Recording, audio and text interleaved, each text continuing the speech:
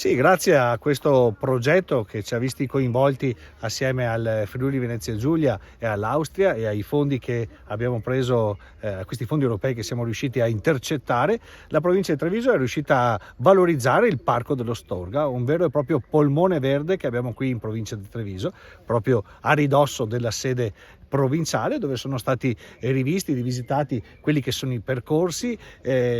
con tanto di audioguide, con percorsi in tre lingue, inglese, italiano e tedesco, insomma un parco tutto da vivere, visti anche i numeri importanti del turismo qui a Treviso, che dati del 2025 vedono il turismo in crescita di un più 5% rispetto al 2024, e se lo mettiamo in confronto dal 2022 al 2023 stiamo parlando di un più 18%. Tra questi ci sono tanti turisti che vengono qui in provincia di Treviso proprio per le sue bellezze naturali. Pensiamo alle colline del Conegliano, Valdobbiadene, al Parco del Sile, ma anche ai tanti percorsi ciclopedonali e anche qui al Parco dello Storga, che hanno la possibilità di visitarlo tutto rivisitato con anche tutta questa nuova cartellonistica.